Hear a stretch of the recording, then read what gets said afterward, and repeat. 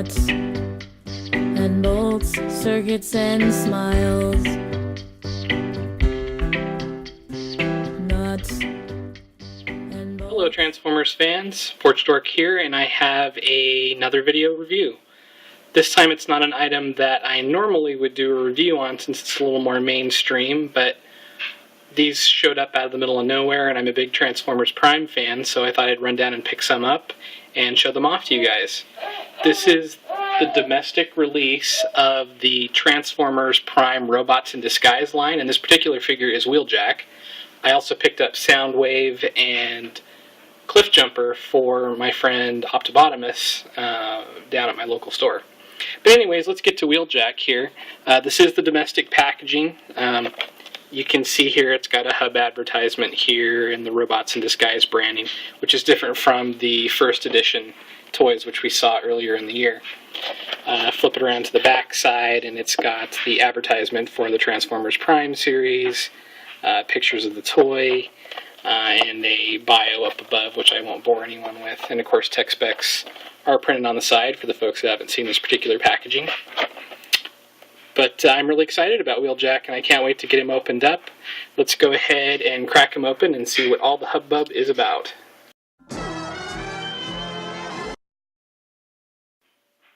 Here's Wheeljack in his vehicle mode, and first impressions, I really like it. I have the Generations Wheeljack mold, which is a nice toy, but I think this mold does a lot more justice to the Wheeljack character. The colors are right on. It's got the traditional Italian red, white, and green, both on the hood and on the top here. It's got translucent blue windows, silver painted rims on the side here, and yellow and red painted details for the backup lights. On the front, you'll notice that there's a big gap here. It doesn't bother me too much. You kind of have to look for it to notice it, but it is there for the transformation. It probably wouldn't be real hard to stick a couple of headlights there, but for whatever reason Hasbro decided not to. But it's a nice vehicle mode. You put it down, it does all the typical things a vehicle would do, which is rolling. It also comes with two swords, which can plug into a couple different spots here. There's a couple spots on the back that it can plug into, and here on the front you can attach them in one of Hasbro's very famous attack mode pieces, so you can put the swords on like that, and I guess he can pretend he's ramming somebody with the blades or something. Anyways, enough about the vehicle mode, let's get to the transformation.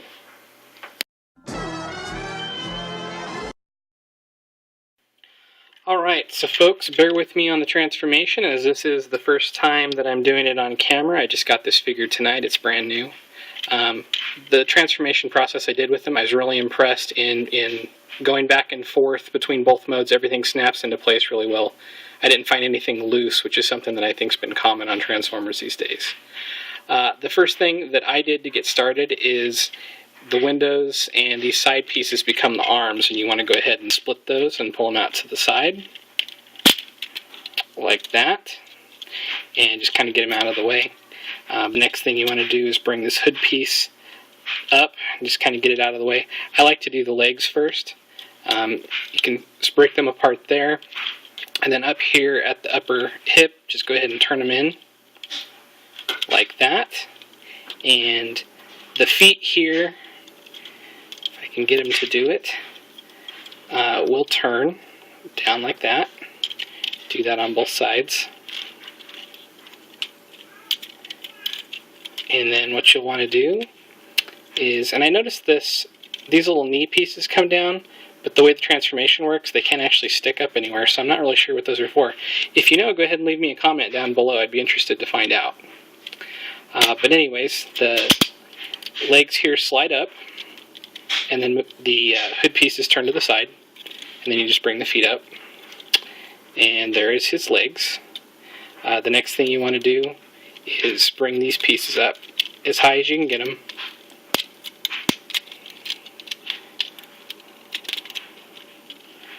Like that, and you can actually, it's easier if you bring the arms down, because these shoulder pieces end up sitting up here and the arms kind of go down below. Kind of gives them monkey arms, but it's part of the look. anyways, get that up as high as you can, and then take the hood piece and bring it down. This piece slides up, revealing the head, which is kind of cool. And you have to get these shoulder pieces just right. And if you get them all in there just right, there's little tabs on the shoulder pieces, and there's a little piece on the chest. And only if you get them just right will the chest snap into place. And here it's kind of dark. I'm doing this late at night, so I'm trying to see what I'm doing here. Make sure I've got them in the right spot.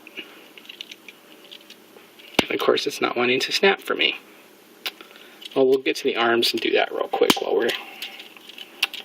So you bring the windshield pieces around, there's a little hinge, and then you can bring the hand out. Same thing on this side. Just pop the window out, flip it around, bring the hand, and then push it back into place. That gives you the arms. And then these little pieces here in the back flip out to make his wings, which is kind of cool. You didn't get to hear the snap because I didn't quite get it into place. Let me bring those up and see if I can get it to snap for you. There we go. Like I said, if you get it just in the right position, you will hear a snapping sound, and it locks the chest into place really well. And here we have Wheeljack. I really like this. This is the first one that I've opened of the ones that I got tonight, so I can't compare them to the rest of the new ones that I got, but I'd be hard-pressed to beat this guy. He's got a really good face sculpt. I noticed they did have the traditional G1 Wheeljack faceplate over his mouth, even though he barely used it in the 1 or 2 episodes that he showed up with. Really good articulation. He's got some side to side. He's got an elbow joint here. The hand is on a turning joint, and it can go in and out like that. Head can look up, down. It's got a really good ball joint there. No waist articulation because of the transformation, but he does have a hip, and his knee bends a little bit forward and quite a bit back, and then his foot's on a ball joint that can be moved all different ways. My only real gripe with this is something that I saw when I was looking at pictures of it online from other people, and that's these window pieces that don't really go anywhere. They just sort of sit on the back of his arms in robot mode. And I thought it would bother me from the pictures, but in hand, I don't really notice them there too much. It would have been great if it could have gone somewhere else, but it's no big deal that it didn't. And he does come with the swords. If you want to put the swords in his hands, you can do that. They fit pretty well. And grab the other one here, and I'll slide it in. Ugh. Trying to do these figures late at night before bed is never a good idea, the figure reviews. But anyways, you know, he has the 2 swords that he had in the show, which is kind of neat. But yeah, he's a neat figure. Let me put him down back here real quick, and I will bring in a couple of figures for comparisons. Here I have the first edition Starscream,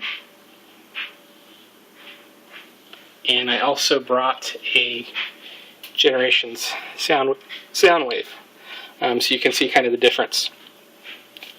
I noticed these new deluxes are a little bit smaller than the original ones were. It doesn't really bother me a whole lot.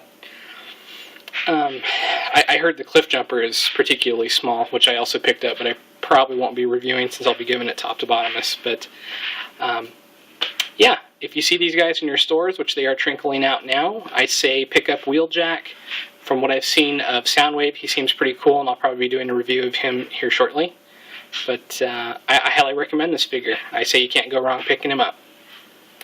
So this has been Portudork doing a video review of the Robots in Disguise Wheeljack, and thank you for watching, everyone. Robots for everyone.